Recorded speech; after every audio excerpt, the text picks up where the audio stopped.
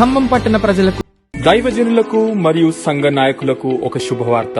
దేవుని పిలుపునకు లోబడి బలమైన సేవ జరిగిస్తూ అనేకులకు ఆశీర్వాదకరంగా ఉండాలని దైవజనులుగా మరియు సంఘ నాయకులుగా మీరు ఆశిస్తున్నట్లయితే ఈ సదవకాశం మీ కొరకే. జనవరి 22వ తేదీన ఉదయం 9:30 నమోదు చేసుకోవాలని ఆశిస్తున్నాము. నాకున్న అనుభవంలో నేను ఎన్నిసార్లు దీని గురించి బోధించినా ఒక్కసారి కూడా ఆ మాట తప్పిపోలేదు. ప్రతిసారి ఆ శక్తి నూతనంగానే చూశాం.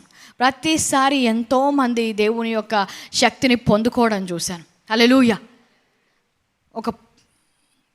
ప్రతిసారి మీరు వెళ్ళి వాక్యాలు వినొచ్చు. పరిశుద్ధాత్మ గురించి నేను బోధించిన ప్రతిసారి, నా గురించి అనట్లేదు, ఎందుకంటే దేని గురించి మనం మాట్లాడతామో దాని యొక్క మేనిఫెస్టేషన్, అంటే దాని యొక్క ప్రత్యక్షత మనం చూస్తాం. ఈరోజు మాట్లాడేది ఎవరి గురించి? పరిశుద్ధాత్మ దేవుని గురించి. ఆ దేవుని గురించి మాట్లాడినప్పుడు తప్పకుండా ఆ ప్రత్యక్షత వస్తుంది. రక్షణ గురించి మాట్లాడినప్పుడు రక్షణ కార్యము జరుగుతుంది. హల్లెలూయా. సో ఈరోజు పరిశుద్ధాత్మ గురించి మాట్లాడినప్పుడు పరిశుద్ధాత్మ కార్యము జరుగుతుందని నేను నమ్ముచున్నాను. హల్లెలూయా. పరిశుద్ధాత్మ గురించి కూడా కొన్ని వాక్యాలు, కొన్ని విషయాలు కొంతమంది కొత్తగా వచ్చి ఉంటే వారికి కొన్ని విషయాలు బోధించి మనం ముందుకు వెళ్దాం. పరిశుద్ధాత్మ గురించి మనం ప్రసంగించినప్పుడు ఈరోజు ఆత్మని చూడండి, అటు సైడ్ ఫోకస్ చేయండి అనగానే కూడా చాలామంది కళ్ళు మూసుకున్నప్పుడు ఒక అగ్ని కనిపిస్తుంది, లేకపోతే ఒక పావురం కనిపిస్తుండొచ్చు, ఒక బలమైన గాలి కనిపిస్తుండొచ్చు, ఒక తైలము కనిపిస్తుండొచ్చు. అవన్నీ కూడా వాక్యములో మనము చదివిన దాన్ని బట్టి, ఇతరుల ద్వారా విన్న దాన్ని బట్టి మనకు వచ్చిన కొన్ని ఇమేజెస్, మన మనసులో ఉన్న కొన్ని ఇమేజెస్. అయితే ఎప్పుడైతే వాక్యములో నుంచి మనం పరిశుద్ధాత్మ గురించి చదువుతామో, పరిశుద్ధాత్మ దేవుడు అనేది మనం చూస్తాం. పరిశుద్ధాత్మ ఎవరు? దేవుడు. అందుకే ఆయన అని మనం సంభావిస్తాము, కానీ ఇది అది అని మనము ఆయన గురించి మాట్లాడము. సో పరిశుద్ధాత్మ దేవుడు, యెహోవా, యేసుక్రీస్తు, పరిశుద్ధాత్మ, ముగ్గురు గురించి కూడా వాక్యములో చాలా స్పష్టంగా వారి ద్వారా జరిగే ప్రతి కార్యము గురించి కూడా ప్రవచనాల ద్వారా, అలాగే ప్రతి లేఖనము ద్వారా కూడా స్పష్టంగా రాయబడి ఉన్నవి. అయితే మనము కేంద్రీకరించే దాన్ని బట్టి చూడండి, ఒక విశ్వాసములో లేని వ్యక్తికి ఇవన్నీ బోధించము.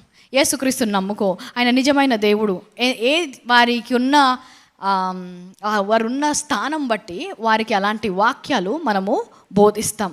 ఇప్పుడు మహిమ జ్ఞానము గురించి బోధించాం, అవన్నీ వారికి అవసరం లేదు, ఎందుకంటే వారు ఇంకా తక్కువ స్థాయిలో ఉన్నారు. అలాగా మనము ఏ స్థాయిలో ఉన్నామో దాన్ని బట్టి కొన్ని వచనాల మీద కేంద్రీకరించి కొన్ని పొందుకుంటాం. కానీ ఎప్పుడైతే ఒక వ్యక్తి నిర్ణయించుకుంటాడో, ఓకే నాకు ఈరోజు పరిశుద్ధాత్మ గురించి నేను వినాలి, దాని గురించి పొందుకోవాలి, పరిశుద్ధాత్మ ద్వారా ఏదో జరగబోతుంది నా జీవితంలో అన్నప్పుడు దాని వైపు మనము కేంద్రీకరిస్తాం. హల్లెలూయా. సో పరిశుద్ధాత్మ గురించి మాట్లాడినప్పుడు ఒక 3 విషయాలు మనం వాక్యంలో చూస్తాం. ఏంటి? పరిశుద్ధాత్మ నీలో, పరిశుద్ధాత్మ నీ పైన, పరిశుద్ధాత్మ మీతో, ఇలాంటి వాక్యాలు మనం చూస్తాం. అయితే పరిశుద్ధాత్మ మనలో ఉన్నాడా? మన పైన ఉన్నాడా? మనతో ఉన్నాడా? చాలామందికి ఇందులో ఏదో ఒక అనుభవము తప్పకుండా వారి జీవితంలో కలిగి ఉంటారు. కానీ అన్నిటి గురించి మాట్లాడాల్సినప్పుడు చూడండి, if you have to, I have no time కాబట్టి ముందర నేను స్పిరిట్, సోల్, బాడీ అంటే ప్రాణము, ఆత్మ, శరీరము అనే ఒక అంశం గురించి నేను ఇంతకు ముందర కొన్ని రోజుల క్రితం ప్రసంగించాను. ఆత్మ చనిపోయిన స్థితిలో ఉన్నప్పుడు, అంటే ఎవరైతే యేసుక్రీస్తుని నమ్ముకోలేదో మీరు ఇంకా చచ్చిన వారై ఉండగా అంటారు. అంటే చనిపోవడం అంటే శారీరక మరణం కాదు, ఆత్మీయంగా మరణించిన పరిస్థితిలో ఆ పరిశుద్ధ ఆత్మ ప్రతి ఒక్కరి దగ్గరికి వచ్చి ఒక కార్యము జరిగిస్తాడు. అందుకనే ఆత్మ చేసే ఒక కార్యం ఏంటంటే మరణించిన దాన్ని పునరుత్థానము చేయగల ఆత్మ. సో శారీరకమైన మరణం నుంచి కూడా పునరుత్థానము చేయడం మనం వాక్యంలో చూసాము. అలాగే ఆత్మీయంగా మరణించిన వారికి కూడా ఆ ఆత్మ పునరుత్థానము ఇవ్వగలుగుతుంది. సో ఒకసారి మనము వాక్యము బోధించినప్పుడు ఎక్కడైనా సరే అక్కడ పరిశుద్ధాత్మ కార్యము లేకుండా ఎవరి జీవితంలో ఏది కూడా జరగదు. ఇది బోధించాను ఇంతకుముందు కూడా. సో ఒక క్రీస్తును తెలియని వ్యక్తి ఎప్పుడైతే వాక్యము వింటారో అప్పుడు ఏం చేస్తాడంటే పరిశుద్ధాత్మ దేవుడు ఒప్పింపజేస్తాడు. యోహాను సువార్త 16:8. So the Holy Spirit convicts you. అందుకే పేతురు ఆయన ఆత్మతో నింపబడిన తరువాత ఒక్కసారి ఆయన ప్రసంగించినప్పుడు ఆ 3,000 మంది ఎవరైతే వచ్చి ఆ రోజు సంఘంలో వచ్చారో వారందరూ మేము ఏం చేయాలి అని అడిగారంట. అంటే వారికి వాక్యం అర్థమైంది, దాని ప్రకారము వారు స్పందించాలి అనేది కూడా ఆత్మ వారిలో ఒక కార్యము జరిగించింది. సో ఈరోజు కూడా నేను మాట్లాడుచుండగా ఇది కేవలం నా మాటలు మాత్రమే కాదు, కానీ పరిశుద్ధాత్మ దేవుడు మీ హృదయంలో ఒక కార్యం చేస్తుంటాడు. ప్రతిసారి మీరు వాక్యం విన్నప్పుడల్లా కూడా అంత ప్రసంగంలో కాకపోయినా ఎక్కడో ఒక మాట చాలా గట్టిగా గుచ్చుకుంటుంది. ఇంగ్లీష్లో ప్రిక్ అనే వర్డ్ ఉంటుంది. నాతోనే మాట్లాడాడు దేవుడు ఈరోజు అంటారు. ఏంటది? అది పరిశుద్ధాత్మ కార్యము. నా కోసమే చెప్పినట్టుంది, నేను ఇట్లా ఎంటర్ అవుతున్నాను, అదే మాట మీరు అన్నారు. అన్నది మనుషులు కాదు, పరిశుద్ధాత్మ దేవుడు హృదయములో ఒక కార్యము చేశాడు, అది మిమ్మల్ని ఒప్పింపజేశాడు. ఇప్పుడు దాని ప్రకారము స్పందించాలి మనం. సో ఈరోజు కూడా నేను మాట్లాడుతున్నప్పుడు కేవలం ప్రసంగం మాత్రమే వినట్లేదు, కానీ ఆత్మ నాలో ఒక కార్యము చేస్తున్నాడని నువ్వు నమ్మాలి. నీ హృదయములో నొచ్చుకుంటున్నప్పుడు, ఒప్పింపజేస్తున్నప్పుడు, నీ హృదయంలో ఒక సమయంలో ఇది నాతో దేవుడు మాట్లాడుతున్నాడు అన్నప్పుడు అది నువ్వు గ్రహించగలగాలి. హల్లెలూయా. సో ఎవరైతే ఒక పాపములో మరణించిన ఒక వ్యక్తి ఉంటారో వారిని పరిశుద్ధాత్మ ఏం చేస్తుంది? తిరిగి ఈ జీవములోకి తీసుకుని వస్తుంది. సో ఒక పాపిగా ప్రతి ఒక్కరి జీవితంలో పరిశుద్ధాత్మ చేసే కార్యాలు ఏంటి? మొదటిగా పరిశుద్ధాత్మ నీలోకి వస్తాడంట. హల్లెలూయా. పరిశుద్ధాత్మ నీలోకి వస్తాడు. ఎవరైతే దేవుణ్ణి అంగీకరించలేదో, ఆత్మ గురించిన విషయాలు తెలియదు, ఈ లోకమే సమస్తము, ఈ లోకంలో చూసేవే ఇంకా ఇంతవరకే ఇంతే ఉంది అన్న గ్రుడ్డితనంలో ఉన్నవారికి ఎప్పుడైతే ఆత్మ వస్తారో ఆత్మ ఒప్పింపజేస్తుంది. ఇంకొక లోకం ఉంది, ఇంకొక జీవితం ఉంది. నీ జీవితము కేవలము మరణించడానికి మాత్రము కాదు, కానీ మరణము తరువాత నిత్య జీవం ఉంది అని ఆత్మ ఒప్పింపజేస్తుంది. ఎప్పుడు? నీ లోపలికి వస్తుందంట. సో లోపలికి వచ్చినప్పుడు మొదటిగా జరిగే కార్యం ఏంటి? Conviction. Hallelujah. So the Holy Spirit will convict you. Next thing, ఒక్కసారి ఒప్పింపజేసిన తర్వాత ఆత్మ మీలో ఎప్పుడైతే యేసుక్రీస్తును అంగీకరిస్తారో రెండవది ఏం చేస్తారంటే రీజనరేషన్, అంటే నూతనమైన జన్మ, నూతనమైన జీవితము మీకు ఇస్తుంది. యోహాను సువార్త 3:5. యోహాను సువార్త 3:5. I say to you, unless ఒకరు నీటి మూలంగా జన్మిస్తే, ఆత్మ మూలంగా జన్మిస్తే తప్ప ఆయన రాజ్యములోకి ప్రవేశించరు. నికోదేము కూడా ఒక లోకస్తు లాంటి వ్యక్తి. ఇప్పుడు ఇవన్నీ మాట్లాడుతుంటే కొంతమందికి అర్థం కాకపోవచ్చు. మళ్ళీ జన్మించడం ఏంటి? నేను మళ్ళీ నా తల్లి గర్భంలోకి వెళ్ళాలా? ఏం మాట్లాడుతున్నారు అంటే ఇక్కడ యేసుక్రీస్తు చెప్తున్నాడు, ఆత్మ మూలముగా జన్మిస్తే తప్ప దేవుని రాజ్యములో ప్రవేశించరు. సో మొట్టమొదటిసారి ఒప్పింపజేసిన తర్వాత ఈ నూతన జన్మ వైపు మన పరిశుద్ధాత్మ ఆ వ్యక్తిని తీసుకొని వెళ్తుంది. నూతన జన్మ, న్యూ లైఫ్. పాపంలోంచి చచ్చిన వారు ఇప్పుడు నీతివంతులుగా ఒక నూతన జీవంలోకి పరిచయం అవుతారట. So first conviction, second is regeneration. తర్వాత నీ హృదయాన్ని మారుస్తుంది. ఎజికేలు 36 ఇంకా 27 వచనాలు అనుకుంటా. Create in me clean heart. So అక్కడ ఏమంటే నా హృదయములో ఒక 26 నా లోపల ఒక నూతన ఆత్మనిచ్చారు, నా లోపల ఒక నూతన హృదయము మీకు ఇచ్చేదను, నూతన స్వభావము మీకు కలిగజేసేదను, రాతి గుండె మీలో నుంచి తీసివేసి మాంసపు గుండెను మీకు ఇచ్చేదను. సో ఈ నూతనంగా జన్మించిన వ్యక్తికి ఏమవుతుంది? లోపల ఒక కార్యం జరుగుతుంది. వారి గుండె రాయిగా మారిపోయిందంటే ఏం చెప్పినా అప్పటి వరకే ఇదే ఎవడలేడు, ఇది కాదు, ఇలాంటి లేదంటే వారి బానిసత్వంగా వారి కొన్ని అలవాట్లతో వారి గుండె రాయిగా అయిపోయినా కూడా ఇప్పుడు ఆత్మ లోపలికి వచ్చాక ఆ గుండెను కరిగిస్తుందంట. హల్లెలూయా. సో ఈరోజు కూడా నేను నిన్న చెప్పాను, పాపంలో ఉన్నా కూడా పాపము చెయ్యాలి అనే ఆశ ఉండదు, పాపం నుంచి ఎలాగ బయటపడాలనే ఆలోచన వస్తుంది. కరెక్టే, నేను పాపంలో ఉన్నాను, కానీ దీని నుంచి ఎలా విడిపించుకోవాలి, దీని నుంచి బయటికి ఎలా రావాలి అంటే దాని నుంచి దూరంగా ఎవరు తీసుకెళ్తున్నారు మిమ్మల్ని? లోపలున్న పరిశుద్ధ ఆత్మ. సో ఈ ఆత్మ నూతనమైన స్వభావము, నూతనమైన కోరికలు, నూతనమైన ఆశలు మనకి ఇవ్వడం మొదలు పెడుతుంది. ఇంతకు ముందైతే ఇలాగ కూర్చొని వాక్యం వినాలనే ఆశ ఉండలేదు మనలో చాలామందికి. Especially even if it is teaching sessions or కూర్చొని వాక్యం ఇంతసేపు ఇవన్నీ కూడా లేవు. కానీ ఇలాంటి ఆశలన్నీ ఎలా కలిగాయి? ఆ హృదయంలో ఎవరు ఆ మార్పు తీసుకొని వచ్చింది? పరిశుద్ధాత్మ. సో మొదటిగా ఒక వ్యక్తి ఫస్ట్ కన్విక్ట్ చేస్తుంది, రీజనరేట్ చేస్తుంది, తర్వాత వారికి రెన్యూయింగ్ ఆఫ్ ద హార్ట్ అంటాం, ఈ హృదయాన్ని మార్చివేస్తుంది. తర్వాత గలితీలకు రాసిన పత్రిక 5వ అధ్యాయం 22వ వచనం, లేదంటే రోమిలకు రాసిన పత్రిక 8వ అధ్యాయం 16వ వచనంలో చూసినట్లయితే ఈ ఆత్మ ఇప్పుడు మనకేం చేసిందంటే యేసు క్రీస్తు యొక్క మరణము పునరుత్థానంలో ఆ అనుభవాన్ని మనకిచ్చింది. ఏంటంటే మునుపు చనిపోయిన వారిని ఇప్పుడు నూతనమైన జన్మలోకి తీసుకుని వచ్చింది. కాబట్టి ఇప్పుడు నేను క్రీస్తుతో ఏకముగా ఆయన కుటుంబములోకి నేను చేరుస్తుంది. మనము ఆయన పిల్లలమని ఆత్మ తానే మన ఆత్మతో కూడా సాక్ష్యం ఇచ్చుచున్నాడంట. పరిశుద్ధాత్మ ఏం చేస్తుంది? ఇప్పుడు నువ్వు ఒప్పింపజేశారు, నీకు ఒక నూతన జీవం వచ్చింది, నీ హృదయం ఇప్పుడు ఉన్నట్టు లేదు, నీ స్వభావము మునుపటి వలె లేవు, ఇప్పుడు నీవు దేవుని యొక్క కుమారుడవు కుమార్తెవు అని పరిశుద్ధాత్మ సాక్ష్యం ఇస్తుందంట. హల్లెలూయా. ఇదందరూ కూడా చాలామంది మీరు రక్షణలో వచ్చినప్పుడు మీకు ఉన్న అనుభవమే. సో పరిశుద్ధాత్మ కార్యము నీ లోపల జరిగినప్పుడు అప్పుడు మొట్టమొదటిసారిగా నువ్వు ఎప్పుడైతే క్రీస్తును సొంత రక్షకుడుగా అంగీకరించావో ఆ రోజు నుంచి ఇంకా నీలో నివసించడము మొదలు పెడతారు ఆయన ఉన్నప్పటి నుంచి కూడా. అందుకనే రోమిలకు రాసిన పత్రిక 8వ అధ్యాయం 16వ వచనం, ఆయన నీలో నివసించడం మొదలుపెట్టినప్పుడు ఇంకా నూతన నిబంధనలో మనకిచ్చిన వాగ్దానం ఏంటంటే నేను విడువను ఎడబాయను. ఈ ఆత్మ ఒక్కసారి, పరిశుద్ధాత్మ ఒక్కసారి నీ ఆత్మతో కలిసిన తర్వాత నువ్వు చనిపోయే వరకు కూడా ఆ ఆత్మ నిన్ను విడిచిపెట్టదు. హల్లెలూయా. ఇది నూతన నిబంధనలో.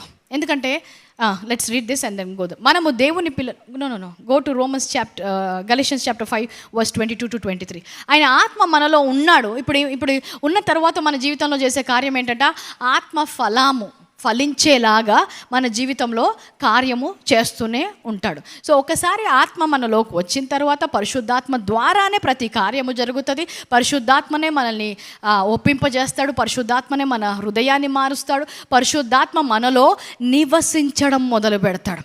అందుకనే యేసుక్రీస్తు ఏమంటాడంటే నేను వెళ్ళిపోచున్నాను, ఇంకొక ఆదరణకర్తను మీ కొరకు పంపిస్తాను అంటున్నాడు. వేరొక వ్యక్తి రాబోతున్నాడు. ఆయన నాలాగా కొంతమందికి కనిపించే వ్యక్తి కాదు, కానీ ఎవరైతే ఆయనని నమ్మి అంగీకరిస్తారో వారితో నివాసము చేస్తాడంట. ఒక సహాయకుడిని మీకు పంపిస్తాను అంటున్నాడు. హెల్పర్ అనే వర్డ్కి పారాక్లిటోస్ అనే వర్డ్ నుంచి వచ్చింది, గ్రీక్ పదం పారాక్లిటోస్. అంటే నీకు ఏం కావాలన్నా కూడా, ఎప్పుడు ఏ సమయంలో ఏం కావాలన్నా కూడా ఒక ఆదరణకర్త నీలోనే ఉంచుతున్నాను. So that is the indwelling presence of holy spirit. నీలో నివసించడానికి పరిశుద్ధాత్మ వస్తాడంట. అందుకే ఆయన వాక్యంలో ఏమంటాడు, మీ యొక్క శరీరము ఆయన ఆలయమై ఉన్నదని మీరు ఎరుగరా. ఆలయంలో ఎవరుంటారు? దేవుడు ఉంటాడు. సో నీ శరీరము దేవుని ఆలయం అయితే లోపల ఉన్న దేవుడు ఎవరు? పరిశుద్ధాత్మ దేవుడు. హల్లెలూయా. సో ఈ పరిశుద్ధాత్మ దేవుడు లోపలే మనతోనే ఉంటాడు. ఒక్కసారి దేవుణ్ణి అంగీకరించిన తర్వాత విడువడు, ఎడబాయడు. మరి అందరూ కూడా పరిశుద్ధాత్మతో నింపబడితే ఎందుకు ఫలించలేకపోతున్నారు? Let me tell you. ఆయన లోపల ఉండి చెప్పినా కూడా, అందుకే వాక్యంలో 2 వచనాలు ఉంటాయి, find the scriptures for me. ఒకటి ఏంటంటే don't quench the spirit, don't grieve the spirit అంటాడు. పరిశుద్ధాత్మ దేవుడు బలవంతంగా, పరిశుద్ధాత్మ దేవుడు మాత్రమే, యేసుక్రీస్తు అయినా పరమదేవుడైనా కూడా బలవంతము చేసేవారు కాదు. ఆయన చెప్పాల్సిన మాటలు ఆయన చెప్పినప్పుడు ఆయన ఆత్మను ఆర్పకుడి అంటాడు. అంటే ఆయన నోరు మూసేస్తారంట కొంతమంది. ఆయనను దుఃఖించకుడి అంటాడు. అంటే ఆయన చెప్పిన ప్రకారము చేయకపోతే ఆయన దుఃఖిస్తాడు. ఆత్మ ఉన్నాడు. మనల్ని సహాయం కోసమే ఉన్నాడా? మనల్ని నడిపించడానికే ఉన్నాడా? మనకు తోడుగా ఉన్నాడా అంటే ఉన్నాడు. కానీ నువ్వు ఒక నిర్ణయం తీసుకుంటున్నావు ఏంటి? ఆత్మను చల్లార్చడానికి, ఆత్మను దుఃఖపరచడానికి. చాలామంది విషయాల్లో కూడా పరిశుద్ధాత్మ లోపల ఉన్నారన్న విషయమే మర్చిపోతారు. ఇంకొక వ్యక్తి మనతో కలిసి ఉన్నాడన్న విషయమే మర్చిపోతాడు. చూడండి, ఒక భార్య భర్తలు ఒక ఇంట్లో ఉన్నప్పుడు భర్త కంప్లీట్గా భార్యను మర్చిపోయి ఆమె వచ్చిందో లేదో చూసుకోకుండా ఈయన తినడం, ఈయన ఆఫీస్కి వెళ్ళిపోవడం, ఎలాగుంటుంది అలాంటి సంబంధం? భార్య కంప్లీట్ భర్త గురించి మర్చిపోయి ఆమె పని ఆమెను చూసుకోవడం, ఆయనతో మాట్లాడకుండా, ఆయనతో ఎలాంటి సహవాసము లేకుండా ఆమెకి ఇష్టం వచ్చినట్లు ఆమె చేసుకుంటూ ఇంకొక వ్యక్తి ఉన్నాడనే మర్చిపోయి ప్రవర్తిస్తే ఎలాంటి సంబంధం ఉంటుంది? పరిశుద్ధాత్మతో కూడా చాలామంది క్రైస్తవులకు అలాంటి సంబంధమే ఉంది. లోపల పరిశుద్ధాత్మ దేవుడు ఉన్నాడు, నాతో మాట్లాడుతున్నాడు, నాతో నివసిస్తున్నాడు, నాకు కొన్ని చెప్పడానికి, నాకు సహాయం చేయడానికి ఉన్నాడని తెలిసి కూడా ఏం చేస్తారంట? ఆత్మను ఆర్పేస్తారంట, ఆత్మను దుఃఖపరుస్తాడు. సో నూతన నిబంధనలో ఇంత వాగ్దానం వచ్చింది మనతో ఉండడు. పాత నిబంధనలో వారికి పరిశుద్ధాత్మ వారిలో నివసించలేదు. ఎందుకంటే అప్పటి వరకు వారికి రక్షణ అనేది లేదు, యేసు క్రీస్తు లేడు. కానీ ఆత్మ ఏం చేసేవారంటే అప్పుడు ఆత్మ వారి మీదికి దిగి వచ్చేదంట. మీదికి దిగి వచ్చినప్పుడు కొన్ని కార్యాలు చేసి వెళ్ళిపోయేది. ఆ సమయంలో ఆత్మ వచ్చినప్పుడు ఒక సాధారణమైన మనిషి చేయలేని కార్యాలు వారు చేసేవారు. చూడండి, పరిశుద్ధాత్మ గురించి మనం మాట్లాడితే ఆదికాండం 1వ అధ్యాయంలోనే పరిశుద్ధాత్మ దేవుడిని మనకు పరిచయం చేస్తాడు. 3వ వచనంలో ఆయన ఎప్పుడైతే భూమి ఆకాశంలో సృజిస్తున్నాడో దాని మీద ఏమంటాడంటే వర్స్ 1, ఆదియందు దేవుడు భూమి ఆకాశంలో సృజించెను. వర్స్ 2, భూమి నిరాకారముగాను శూన్యముగా ఉండను, చీకటి అగాధ జలములపై కమ్మి ఉండను, దేవుని ఆత్మ జలములపై అల్లాడుచుండెను. సో పరిశుద్ధాత్మ దేవుడు ఆ సృష్టించే సమయంలో కూడా ఆయన ఉన్నాడు. ఆయనకు సృష్టికర్త అయిన దేవునితో ఆయన పనిచేశాడు. తర్వాత మనము చూసినట్లయితే ఆయన పాత నిబంధనలో కొంతమంది మీదకి ఆత్మ వచ్చి కొన్ని కార్యాలు చేసి వెళ్ళేవారు. ఏమని చెప్పాను? అప్పటి వరకు చేయని కార్యాలు వారి ద్వారా చేసేవి. I think if you go to judges chapter 3, న్యాయాధిపతులు 3వ అధ్యాయంలో ఒత్నీయేల్ అనే ఒక వ్యక్తిని మనం చూస్తాం.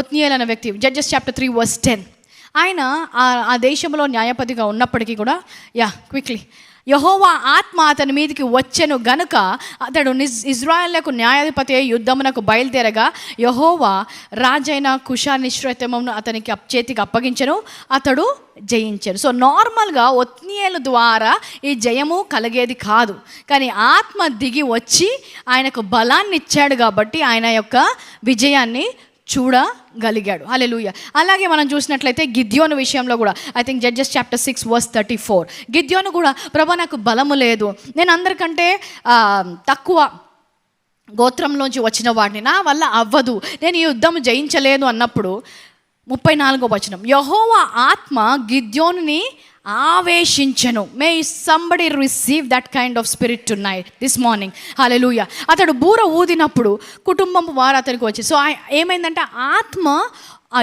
నేను డీటెయిల్స్లోకి వెళ్ళట్లేదండి, ఈ యొక్క స్టోరీస్ అన్నీ మీ అందరికీ తెలుసు. గిద్యోను మీదకి వచ్చినప్పుడు ఏమైందంట, కేవలం కొంతమంది అయినా కూడా ఒక గొప్ప యుద్ధాన్ని వారు జయించగలిగారు. అది నార్మల్గా ఇట్స్ నాట్ పాసిబుల్. ఎందుకయ్యింది? ఆత్మ ఆవేశించింది. కానీ అది అయిపోయిన తర్వాత మళ్ళీ పరిశుద్ధాత్మ అక్కడ నివసించేవాడు కాదు, వారి మీదకి వచ్చి వెళ్ళిపోయేవారు. యుద్ధం కోసం వచ్చాడు, యుద్ధం అయిపోయాక వారిని వదిలి వెళ్ళిపోయేవాడు. అలాగే మనం సంసోను జీవితంలో కూడా చూస్తాం. న్యాయాధిపతులు 14 వర్స్ 6 ఐ బిలీవ్. సంసోనుని వారు కట్టేస్తారు, ఆయన గుడ్డివాడైపోయి ఉంటాడు. వారిని కట్టివేసినప్పుడు 6వ వచనం, యెహోవా ఆత్మ అతనిని ప్రేరేపింపగా అతని చేతిలో ఏమీ లేకపోయాను, అతడు మేక పిల్లలను చీల్చినట్లు అతడు దాన్ని చీల్చెను, అతడు దాన్ని చేసినది తన తండ్రితోనైనా తల్లితోనైనా చెప్పలేదు. సో సంసోను జీవితంలో చాలాసార్లు దేవుని ఆత్మ రావడం. ఇక్కడ మనం చదివిన వచనం ఏంటి? ఆయన సింహాన్ని చీల్చేశాడు. నార్మల్గా ఒక వ్యక్తి చీల్చలేడు. సంసోను బలం మాత్రమే కాదు, కానీ దేవుని యొక్క ఆత్మ వచ్చినప్పుడు ఆ కార్యము చేశాడంట. ఇంకొక వచనంలో మనం చదువుతాం, సంసోను ఎప్పుడైతే కట్టివేశారో దేవుని ఆత్మ అగ్నిలాగా వచ్చి ఆ యొక్క కట్లను కాల్చివేసింది అంట. నార్మల్గా ఒక వ్యక్తిని కట్టివేస్తే కట్లు తెగిపోవాలంటే ఏమవ్వాలి? ఎవరో వచ్చి విప్పాలి. ఎవరు వచ్చారు అక్కడ? పరిశుద్ధాత్మ వచ్చి విప్పాడంట. హల్లెలూయా. సో ఆత్మ ఎప్పుడైనా వచ్చిందంటే ఒక బలమైన కార్యం ఆ సమయంలో జరుగుతుంది. ఒక సాధారణ వ్యక్తి చేయలేని కార్యము పరిశుద్ధాత్మ వచ్చినప్పుడు జరిగిస్తాడంట. హల్లెలూయా. ఈ సమయంలో మీ అందరి కోసం ప్రార్థన చేయాలని, ఇప్పటి వరకు మీరు చూసిన ఈ వర్తమానం ద్వారా ఆశీర్వదింపబడ్డారని నమ్ముతున్నాము. మీలో ఎవరికైనా ప్రార్థన అవసరతలు ఉన్నట్లయితే మా ప్రార్థన బృందము మీ కొరకు తప్పకుండా ప్రార్థించెదరు. స్క్రీన్ పైన ఉన్న మినిస్ట్రీ నెంబర్ ని సంప్రదించగలరు. 9010643637. ఈ నెంబర్కి మీరు కాల్ చేయవచ్చు 9010643687. ఈ పరిచర్య ద్వారా బలపడుతున్న మీరందరూ దేవుని రాజ్యంలో విత్తాలను ఆశపడుతున్నట్లయితే స్క్రీన్ పైన ఉన్న క్యూఆర్ కోడ్ ని స్కాన్ చేసి మీ కానుకలను పంపించగలరు. Account number 91202031955091.